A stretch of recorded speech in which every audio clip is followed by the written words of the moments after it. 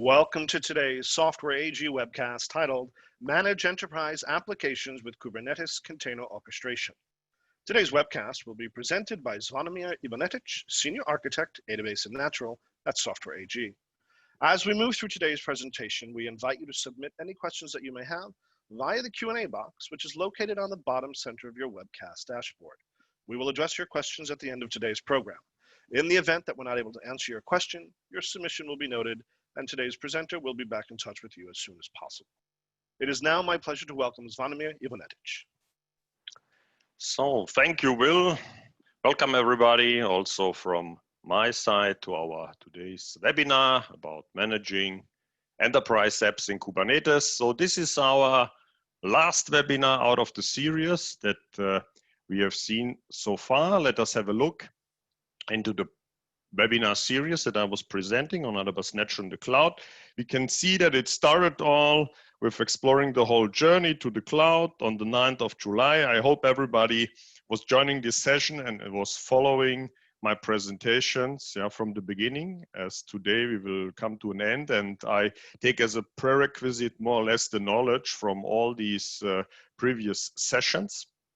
And after this journey to the cloud, where we had an inside view into the general topics about running Adabas Natural in the cloud, we looked into the more advanced topics about lift and shift, about distributed architectures and operating it in the cloud, all based on virtual machines. And then we took the shift to containerization with Adabas Natural, and I presented the concepts, how containerization works, how customers can build their images based on containers. And after that, I showed you Kubernetes in the last session. And in the last session, we was more concentrating on the general aspects of Kubernetes. We was looking into the different flavors in AWS and also in Azure of managed Kubernetes and how you can operate Adabas Natural with the different architectures. And as this is an advanced topic simply, today I will try to bring even more clarity into these enterprise topics that we have in Kubernetes. So I have also prepared, I guess, interesting presentations and live demos for today. And with that, let's start into our today's and last session of this series. So here we have an overview. As you already know, this slide about our DevOps, modern IT platform and architectures, where we have on the left-hand side the agile development that our customers are adopting based on Natural One, our Eclipse-based environment that fully integrates into the DevOps circle. And then on the right-hand side, our modern application and IT architecture. And we have looked into infrastructure where customer can operate it. You have your on-premise environment, customers can have a private cloud, customers can have the public cloud environment, and then operate their applications on virtual machines based on a hypervisor. They can do that on premise, but of course we looked into the cloud at the different hypervisor technologies about Azure VMs and also EC2 instances that we have in AWS.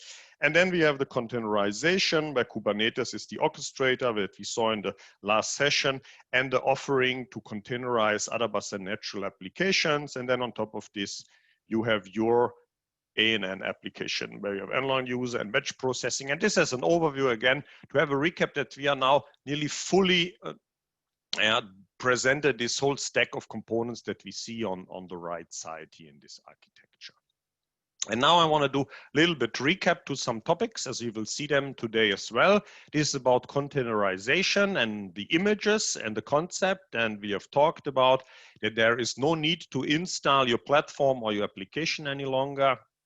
So you have a node, and on top of this node, if you have your container runtime, you are immediately able to operate your application. And this application is coming out of a registry. It can be a private or public registry, and then you are just able to run these components, your containers, on top of a node, on top of the container registry. And we have a process of building the images, where we also looked into this process in our third webinar, where I built the images, and then you are able to push these images into a registry. And on this part, we will today look a little bit more closer when I talk about the concept, and also we will see this in the demo. But let's also look back at containerization of Adabas Natural As you remember, we have talked about single instance architecture that are very popular on our customer sites, still widely used, where you have a virtual machine and all the different components that are running inside from Natural Online and services are inside of such a VM. And then we have storage behind the scenes running all the different volumes that is attached to this machine. And customers have to re-architect the Adabas Natural applications to leverage the benefits of containers, as we have already looked into. And then we see the architecture in the middle part now about the Kubernetes cluster as the orchestrator that customers can use to operate their components. And then there is no single instance architecture anymore. It is changing to separate Adabas Natural containers, and they are running inside of these pods that each of them is focusing on its task. And as already mentioned, these pods are units of one or more containers kept together, and then they share the same nodes and they're running on the same node and they share the same resource like hostname and IP address. And I've talked about this in the last session. So I hope you still remember all this knowledge, but sometimes it's helpful to simply repeat some of these things. And this all allows us to decouple these components and also allow to fast and independent scale them, as we will see this today, and achieve a higher availability to this component. And in the last session, we had a first view on Kubernetes, also a deep dive, but we talked about these different topics. Today, we will go even further. Still here, a small recap on why customers need Kubernetes and what it can do. Yeah, it is simply the framework to run resilient distributed systems based on containers. You can consider it as the super operating system on top of all your nodes and your resources. And then it is simply doing your cluster and resource management of what you have of nodes and capacity available to operate your nodes and distribute them. And then these automated rollouts and rollbacks are done, and you can describe your state of your containers and they will automatically be scheduled. And we have the additional components that we talked about, service discovery, load balancing, that we will also see today, storage orchestration to attach the right storage to the nodes so that the data is reachable from the containers. We have self-healing capabilities where you have a health check inside of each container that can give the Kubernetes and information about the health, the operational health of this container, so that it can actively react on state that is changing and if a component is not running properly anymore. And we have also configuration management. And we will see all these topics a little bit deeper in today's live demonstrations. And here, again, a view on the deployment, as I think this is important to understand, especially if somebody is new to Kubernetes. This change deployment model is something that needs to be understood because it is simply different. It is a different approach, and I will recap and I will also show this today. And what we have is that customers are building the images in an on-premise or a cloud-based DevOps process mostly. In the third session, we have seen how to build them themselves, but usually you can put all the assets that you have into a DevOps process so that this can be automated. And then these images are pushed into a container registry that is running in the cloud. So if you want to operate it in the cloud, you will also have your registry operated as a service, as a platform inside of the cloud vendor on the AWS or the Azure side.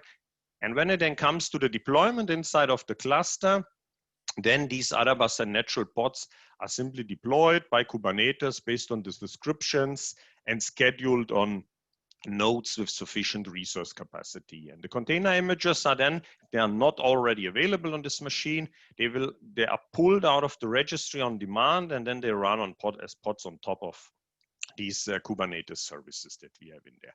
And at the bottom, we have a distributed storage solution that is used, and it can be accessed by all the pods that require data persistence for their components. And on top of this, then we are accessing and coming into this environment. And now let's have a look at the deployment architecture that we have, and we see it on this slide. So how to run on an Azure or Elastic Kubernetes service. So the managed offerings that we have in the cloud. In the last session, I've talked about that. We have talked that there is a managed service of Kubernetes provided by Azure, one provided by AWS, and on top of them, Adabas Natural can nicely operate. And here we see the example architecture, the recommended one to operate the components.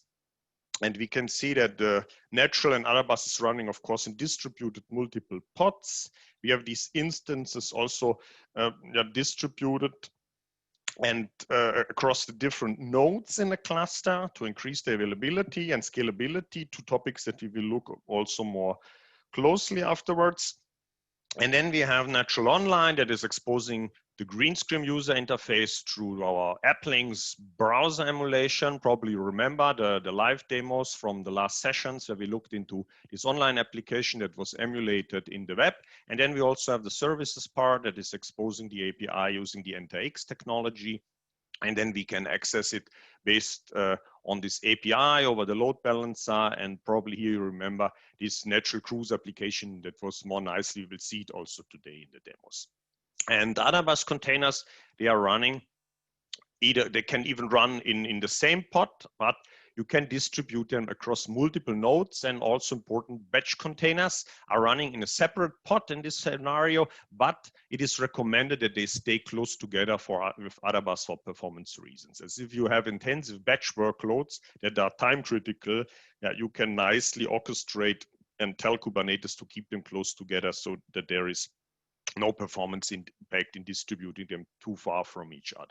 And then we have the different storages that we are using, and the Elastic AKS, it's the Elastic Block Storage. On the Azure side, it will be the managed disk, but they are just used for the node operating system. They are provisioned automatically, fully managed by the cloud provider, so we don't have to worry about these kind of storages. And then we have a distributed storage. It should be used to persist all your business data for the database. For instance, the Adabas files, the protection log, but also the application data that is shared and your backups that you need for all of these components. And here they are different. There are different solutions on storage. We have the Azure files that we will also see today. There are Azure NetApp files. That is a more advanced scenario if customers have higher requirements on performance and also on lower latency. And the same applies for the solution that you can find on AWS. And we have EFS and we have the FSX for Lustry systems. So there are different solutions, and it depends actually on the requirements from performance. And here we also from SoftEdge, you can support our customers to make the right decision of these services depending on their current environment and their to-be environment in the cloud. So this is an overview. And now let's look into the Adabas Natural deployment on Azure Kubernetes Service. So I will show the deployment live demo based on Azure in this example. I'm always trying to keep a little bit the balance between the two cloud providers. And with the first demo, I will start on Microsoft Azure, but of course, everything I'm showing works more or less the same on both cloud providers.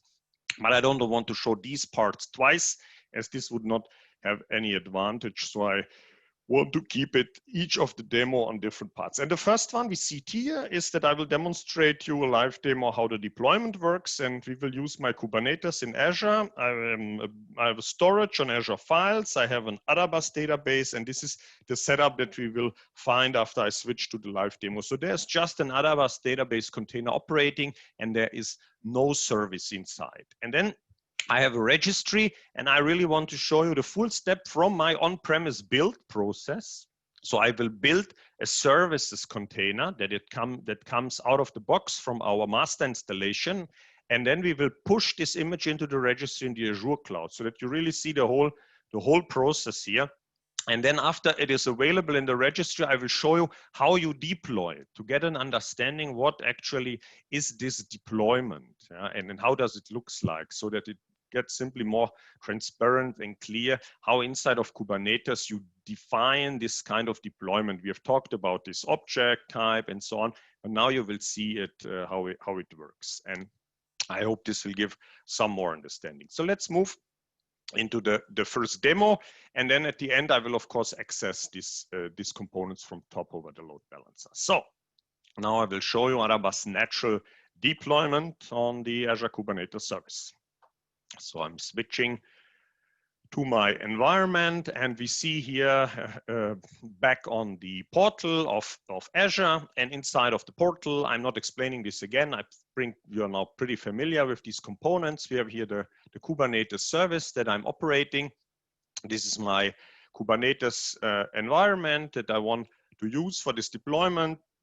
Just a small recap on it. So we have a Kubernetes running with a specific version in this environment. We have 2 node pools, and these are the 2 node pools from the perspective of the portal. And you remember that there is a nice tool that is usable, and this is the Kubernetes dashboard that we can take. So this is the Kubernetes dashboard. As you remember, I'm now on this machine. I will refresh this a little bit. As usually when I start the presentations, my logging expires.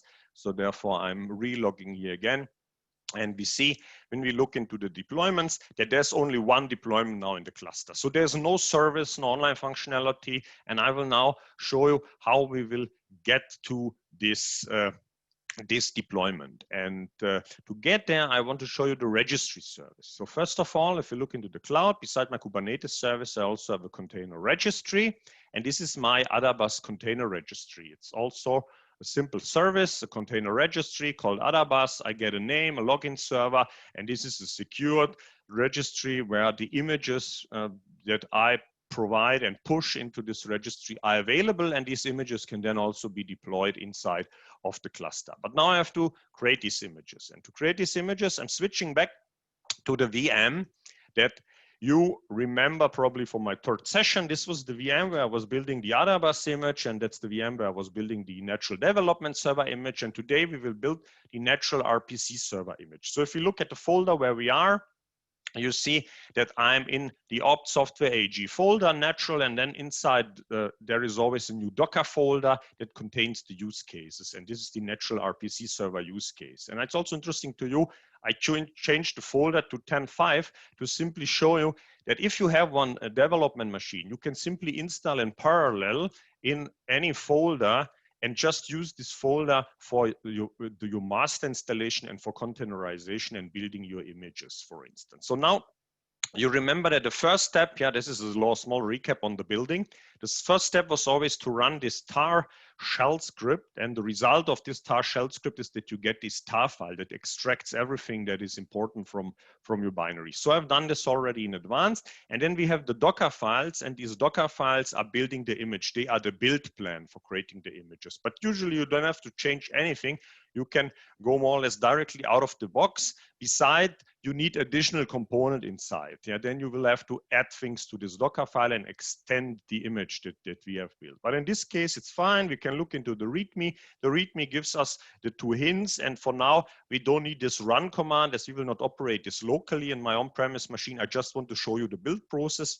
So if I build this image, this would be this command, as you remember. And if you run this image, he is running through this Docker file. You see, this was now very fast because I have pre-built this image for you so that you don't wait, and he's using everything out of the cache. So he knows that these layers of the image was already built. And if I'm looking into my images that we have right now, you see that I have 2 images, the base image, CentOS, and also my RPC server image. And now you could ask, okay, how do I get this image into the registry in the cloud? And this is totally easy. The first thing that you have to do is simply to tag your image. Tag your image means I take this image with a particular name, and with its ID, and give him simply a new name with the registry in front. So you remember this registry name. If I switch back here to the cloud, it is the login server registry name that we see here. So that's all. You just give it this name, you tag this image. Now this image is tagged. If you look into the images that we have right now, there is an additional one. It's the same ID, the same one that I have pre-built. And to bring this now into the cloud, the deployment into this registry, you just need to push this image. So I can take exactly this image here. I just say push. And what now happens, he's transferring this image into the cloud. Of course, I have prepared this in advance so that you don't wait now 3 minutes until it's uploading these components. But the mechanism is so intelligent. Of course, it recognizes that all this layer exists. based on hashtags, and therefore it just gives me the information that exactly this image is already there. But the concept gets clear. So you build it, you tag it, and you push it. And the result is afterwards you have your images inside of your repository in the cloud. So you see here my images that I have the Adabas ones, I have NTX broker images, and here you can see my natural RPC server image with this version 9.1.2. Okay, so this is the understanding of how to pushing it into the registry. And now I give you the understanding how to deploy the image inside of this machine. So therefore, I will take my cloud environment. And here I need to reconnect, of course, as well. And this is a shell environment where you have a command line tool where you can access your cluster. And here we will now operate on a command line level. We could also do these things inside of the dashboard in a UI way, but I think it's nice to once show you this component here as well. And here I've created a folder with my demo. And inside of this folder, I have the assets that we will look into. But before I look into this, I want to show you with the command line tool how you can also look into the same information that we have seen in the dashboard. For instance, if you are interested in the pods that are deployed in the cluster, you can say kube control get PO for pods, and there you go. And then you see that there's only Adabas currently running. It's one pod, with one container, and it's operating in this environment. And if you want to see the nodes that are building up my cluster, you see that I have 3 nodes running. You remember I had two node groups, one of standard and 2 of natural of natural groups that I'm running. So 3 nodes building up my cluster in this environment. And now, if I want to deploy these components, I have the deployment, how it's called. So let me clear this a little bit. Let us look into 2 folders. And here are 2 files that I'm using. And you remember probably from the 3rd session that we have that I have built these Docker run commands. And they could get quite long. We have the Docker run, and we have the ports that we have to map. We have at the end, we have the folder structures that we have to mount into the container. We have additional environment variables. And now this YAML file that we will see is simply a summary of all these relevant commands to create your deployment. So there's no Docker run command anymore with Kubernetes. It is just described in this file. And we can see this here. And I will explain it just a little bit. Probably you cannot remember everything, but I just want to mention some parts so that you simply get a concept how it works. So this is an object, a YAML description, and it is a deployment. I give it a name, natural service. I describe that I want to have 2 replicas. So it's from startup redundant, running in 2 components. And then we have the different containers that we have inside. And I have 2 containers in each of these pods, if you remember the architecture. And one is that I have the natural RPC service. This is exactly the one that I have right now built and pushed into the registry. And you see how I can address it. I'm just specifying the name of the registry, and then I'm specifying the image name, the same one that I have tagged and also pushed. I give it a name. This is the definition of the pod that we have seen. And then I specify some environment variables, like our typical accept Euler, and then the broker ID, that is a local one in this case. And then we have volume mounts. Remember, we had volume mounts. We saw in the first session as well. For instance, for the enterprise edition, you have to mount the licenses from outside. And they are coming here from a persistence volume that I will show you as well. And then we have the F user. In my case, I'm just taking the image as it is, and I'm mounting the F user to it dynamically. If there are some in this call that are that are more strict, then they would say, okay, usually the F user should go and be baked up into the container. Of course, that's fine. It works as well. But for this demo, it's nice and very easy for me to simply mount dynamically just the F user files, and they will be used by this container at runtime. So I think that's quite great and flexible for demo environments, and both approaches are possible. And the same applies to configurations. So I've just put my nutparm file and additional configurations into this folder, and that I am mounting them into the container. So this is pretty nice. And then beside of this, you can specify resource limits. So you can say, what is the minimum amount of CPU units that you want to get? Yeah, so in this case, I want at least 0.6 of one CPU of this node to be reserved for this instance, but I can scale up to a full CPU with this container. So this you can specify. And this is nice for assignment and giving information to Kubernetes not to over provision a specific node. And then, as you remember, I bundled for the services two components together.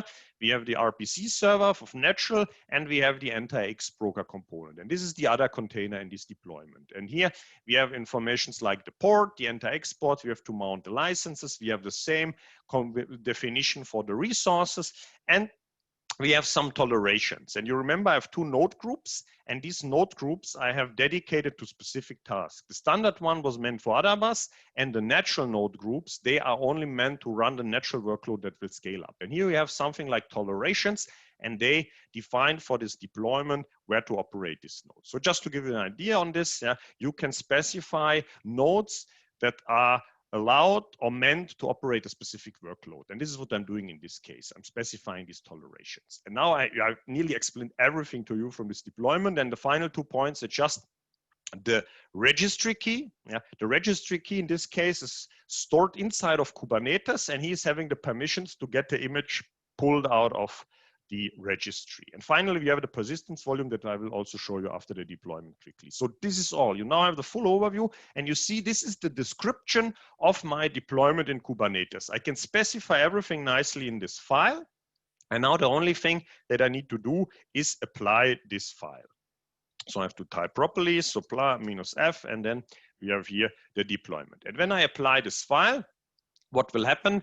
Kubernetes will actually operate this deployment and start to run the containers inside of the environment. And in case they are not available on this machine, they will be pulled out of it. And if I now switch, we could now switch to the dashboard, and we will see that in the graphical environment. So you see I'm back here in the dashboard, and now additionally to Adabas, I also have my microservices deployed.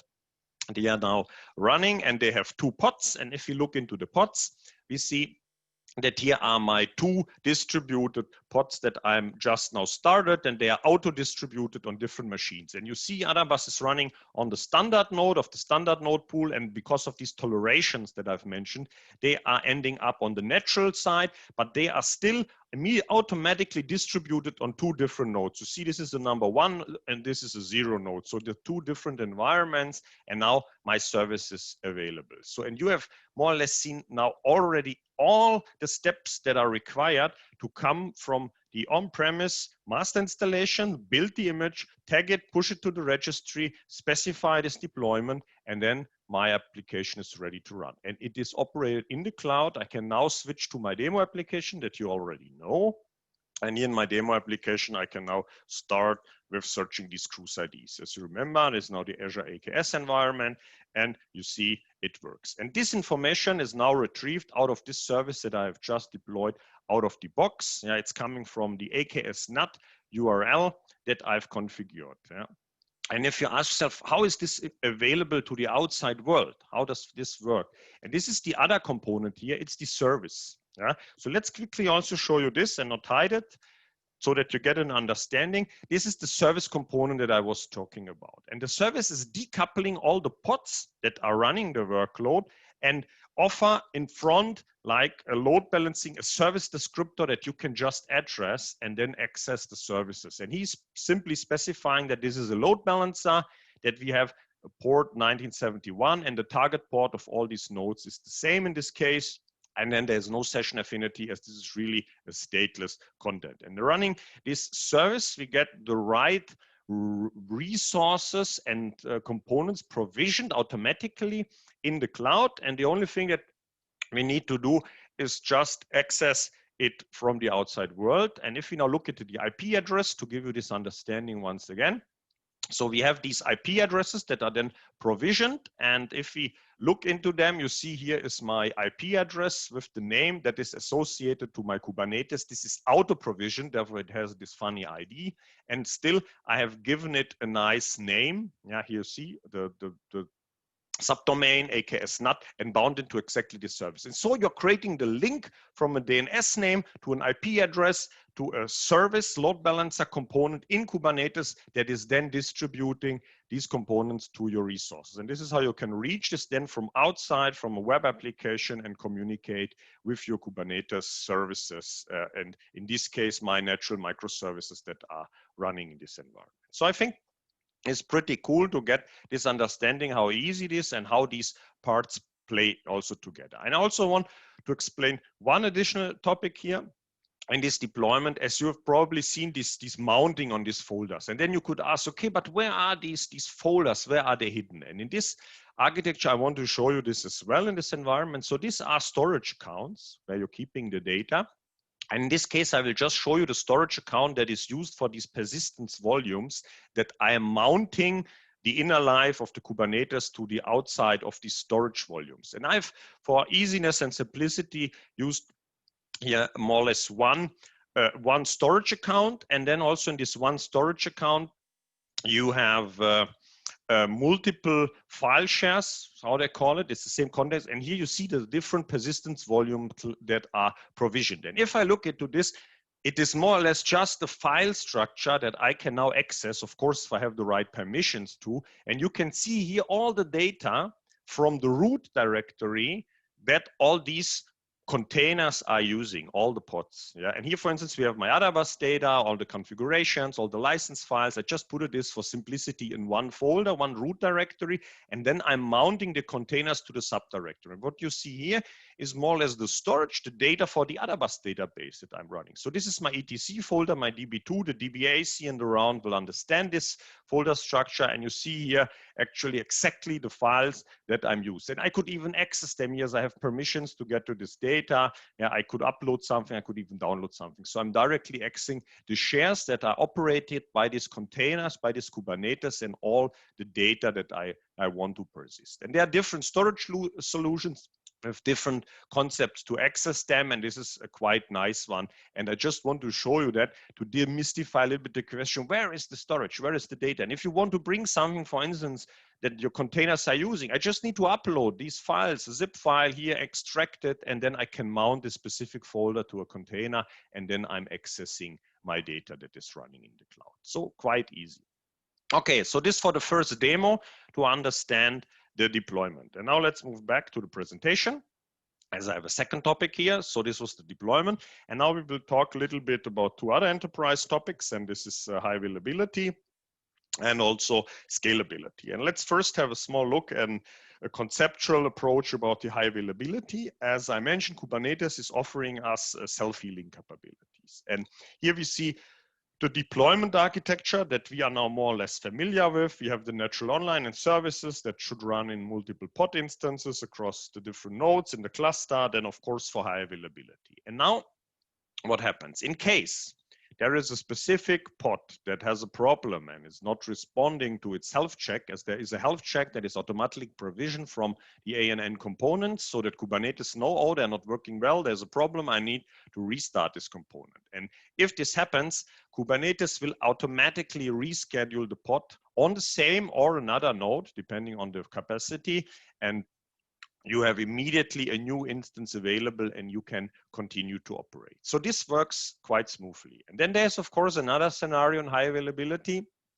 And this is if it's not a pod, but what could happen, there is a node that has a problem. So if a complete node has a problem and is considered as being unhealthy, then of course the instances that are on top will not be able to continue operate properly. But this will immediately be discovered by Kubernetes, and what he will do, he will automatically reschedule all the pods that are on this node to another healthy node of the cluster that has, of course, sufficient capacity then also to run these components. And this is how the concept works of self-healing. And of course, you could say, yeah, but what is if there is, for instance, not sufficient capacity? And this also guides us to the topic of scalability that we will now talk about. So if we look into scalability and we need more resources, this works also very smoothly. As I've also talked about last time, this time we will look into it more deeply. So we have here two mechanisms. We have the pod autoscaling and the cluster autoscaling. And then we are again running our components on our nodes.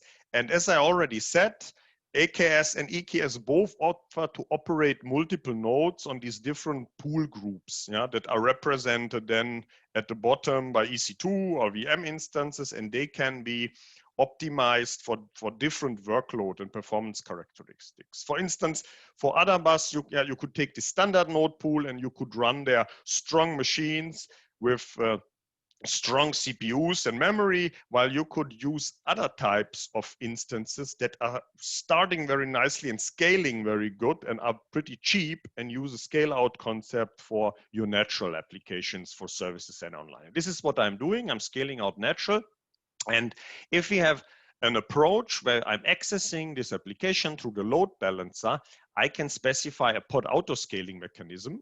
And this pod auto scaling mechanism will check for, on the simplest parameter, for the threshold on the CPU usage. And in case it's exceeded, there is too much, it will automatically start new instances of the pod on demand and scale out these components. And as long as there is a node, that's not a problem at all. It will simply schedule a new pod on top of this node as there's still resources and capacity available in the cluster. And now the same for the scalability, even applicable for the availability scenario in case there's not enough resource available. It's the easiest thing for the cluster autoscaler to seamlessly, in conjunction with Kubernetes, start and stop new instances. Yeah, so you get immediately a new node as the horizontal pod autoscaler is requesting a pod to run in its definitions, and then you get a new node that is available. And then the net pod, as soon as the node is up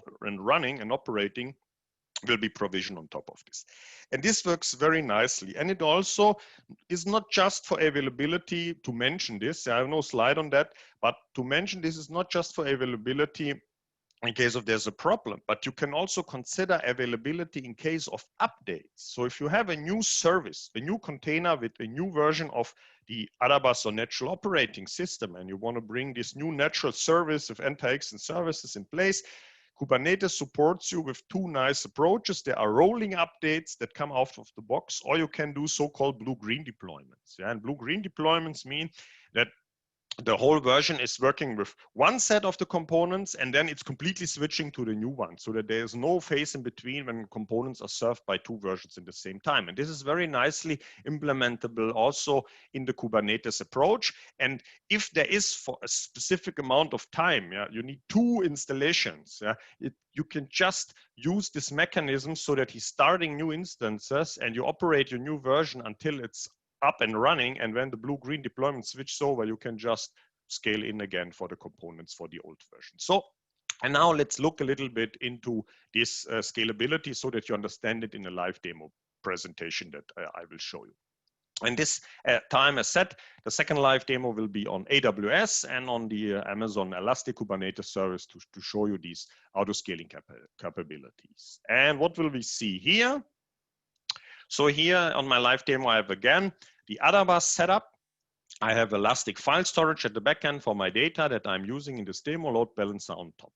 And then I have two microservices. They will be already deployed here. So I've now deployed them. I'm not showing the deployment process. They are running and they are available to serve the requests of a client application that wants to connect to it. And then I have prepared smaller command line applications that will create workload, and they will run and create some CPU workload on these machines. And then we will see how the horizontal pod autoscaler will start up an additional instance and start up a more additional instance and scale the whole system automatically until there is resource capacity. And as soon as there is no capacity, no node available, we will see that he will also start an additional node in the cluster and then operate this service on top of it. And then of course you can specify what are the min and max values on your components.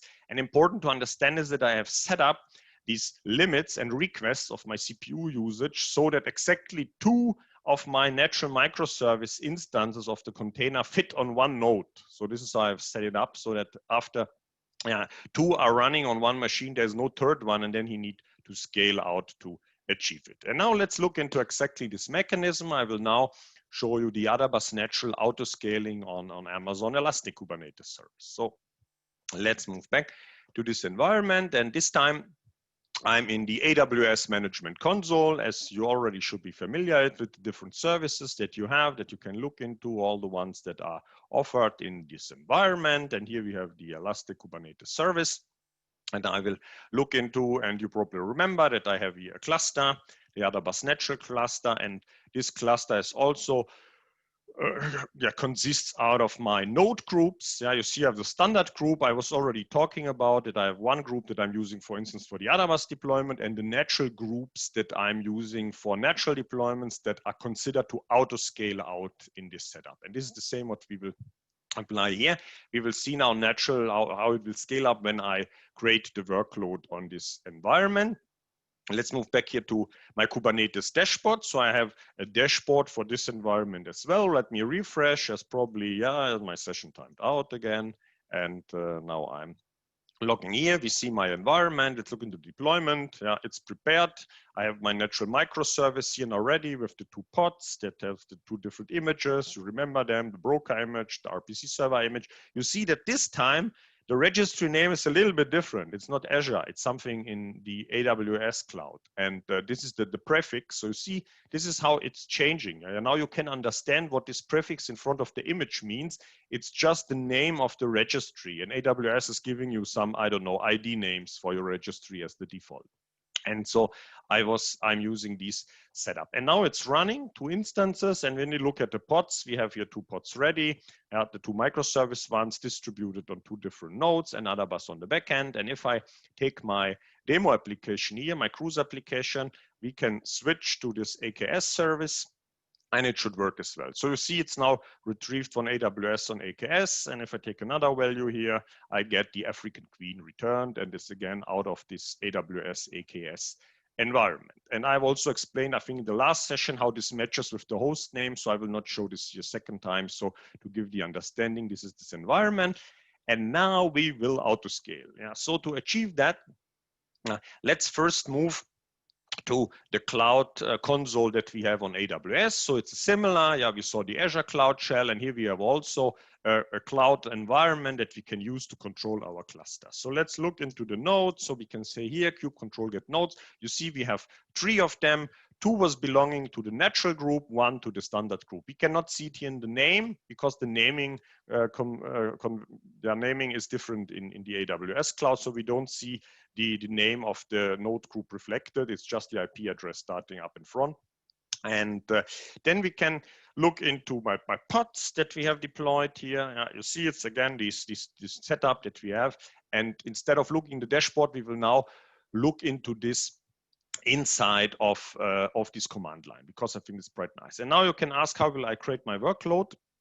And therefore I've prepared a command line tool that I'm starting right now. Yeah, so this is a command line tool, and this command line tool is a load test. Yeah, and it is just calling my service multiple times, and I've created a very complex natural program subprogram that is invoked, and that is just doing useless string concatenations just to increase the CPU usage on this machine. And you can see how this service, I'm also giving back the names of the microservice pods, and you see it's two that you can see at the end where I have put in uppercase the different machines. There are 2 pods that are serving, and sometimes he ends up at 1, the one with starting with JW, and then sometimes on the R9. And now what I will do, I will start a lot of these instances. So I will create 6 of them, as they're creating quite much workload. And I will just put them here on this machine so that you see what is happening in this environment. So to give you an impression, and I will just start 6 of them so that you understand that they are running in the background. I will leave them just here, and 6 will be enough, because this will create a lot of traffic, as everybody is at least making one CPU core busy of these machines. And what will happen now? Let's look into this environment that we have here and look into my cloud. And if you look into this environment, there is the horizontal pod autoscaler. So I will now look into kube control and say HPA. Or let me clear it a little bit so it gets nice to you, so you can just concentrate on on the last statement. And you see already what is happening. So this is the horizontal pod autoscaler, and I have configured it that my target is 75% of the specified CPU usage. And in case this is it's above of 75, the usage, he will increase the replicas. As you see right now, I say you can scale up from 2 to 6. Yeah, right now I have 2 of these instances, and now the workload will increase. And if we look now at the HP autoscaler, we will see he's checking every minute if this CPU usage has increased. And in case the CPU usage has increased in a minute, so he's not reacting immediately, as this could sometimes cause too much jumps up and down. He's a little bit relaxed in checking for this, but at least he's checking after up to 1 and 2 minutes. And now we should slowly see that this CPU usage of my targets is increasing. Yeah, and now you see that it's higher. I have now a usage of 100 CPU of my target, and the next step will be that we see these instances scaling up in this behavior. And then we already can see it now. Yeah, you see there's now already 3 replicas in this environment. So we already started the next one. And if we now look into the pods that we are running, you see there is a third one on this machine that is available, and it's already there, and he's serving my request. So you see already how this horizontal pod autoscaler works in this behavior. And we have immediately a machine, but as you remember, I set 2 fit on 1. I will be able to run up to 4 without having the cluster autoscaler invoked. Yeah? And now let's see on the horizontal pod autoscaler. So it's still on 100, and we can create even some more workload in the background. And then we will see how this increases. He will now jump. So the next checking for the targets will show us a higher amount, and then he will increase the replicas. So let's wait a little bit. I know it is taking some time, but I really want to show you that this concept works and that it is not taking half an hour, but it takes some minutes, but it is even a time frame that you can put into such a live demo, and where I can talk a little bit and we will see that it's improving. So you see now it's already 4 replicas that we are running. Yeah, it's already scaled up in this concept. If you look at the pods, we have now 4. So you see how this concept works, but still we have no problem in running then on the nodes. Yeah, so if I move here to the dashboard environment, back just to increase it a little bit and show you, I've now already here these 4 microservices, but the 4 microservices are now still distributed across the 2 nodes, the 2 natural nodes in my cluster that we will see on the natural side. So there are still only 3 nodes. Yeah, and you remember here you can see the group. 1 was standard running the Adabas, and 2 were natural that will scale out. And now I expect that this workload is increasing. And if we move back into this into the environment and look, I guess we will now have a higher value. Yeah. Oh, so I have not created sufficient workload. Let me try to increase this, but don't worry. Yeah, it will happen with the next checking, and then we will have the 5th replica running in this environment, and you will see that then, and this is the most interesting part, how the cluster autoscaler works, because this is what I wanted to trigger in this demo, that you see if this workload is increasing, that the cluster autoscaler will come up with a new instance. So let us wait 1 more minute to get the target here higher, and then we should see how these environments will scale up in this environment. So there we are. And what is interesting to see in the meantime on this environment is how my application is distributed to all the different nodes. So you see the client is served by an R9 instance, and then by a VM instance, and then again by this JW instance. And so you see how they are rotated across these different environments in this part. So now I get I assume my target should be above, and now I expect that with the next scaling here, we will see the replicas moving up. So unfortunately, I cannot reduce the number here nicely so that it goes faster, because there is a very well proven established mechanism of running these replicas. But maybe for the next demo when I do it, I will increase the target to 50%, and then we would have much faster seen the result of scaling this component up to the 4 replicas. But still, I think this is quite interesting, as this scalability is one of the central elements that we have inside of Kubernetes. Yeah, that we have this ability that as soon as there is a pod, the horizontal pod autoscaler requesting these images, yeah, that we have here something. Yeah, this is sometimes what happens in my live demos. Yeah, unfortunately, he will not increase the workload here, as it looks like he's pretty busy, and the calculating of these instances is not causing it to go down. So therefore, yeah, as I don't want you longer to wait, I will have to improvise, unfortunately, a little bit at this demo, and I will now just scale it up manually. Yeah, so I will just give a 5th replica as an indication to this machine to just show you the concept. So what I'm telling him now, now it happened. Come on, that's not fair. Yeah, so just a second before I scaled it, he was already increasing to 6 pods, as you can see here. Yeah, so let's move back. Yeah, he was doing it, but now I reduced it down. You see now how the target was increasing. So I had not enough, I was not waiting sufficient enough, because I don't want to take your time. But you see, he has now increased the target, and it's now back to 5 as he's jumped to 6 in this demo. And now something will happen. So let me show you this. So let me look into the pods. You see that now I have here an additional component that is running, an additional pod that is scheduled by the horizontal pod autoscaler.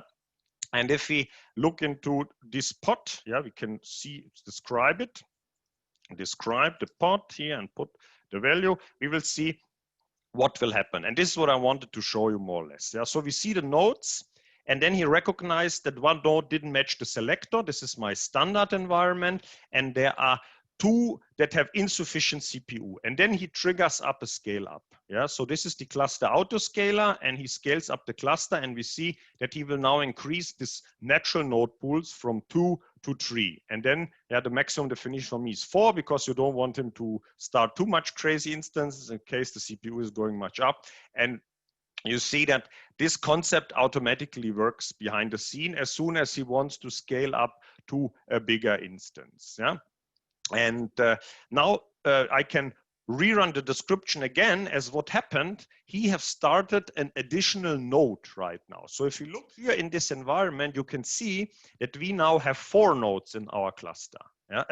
And 3 of them are my natural nodes in this environment.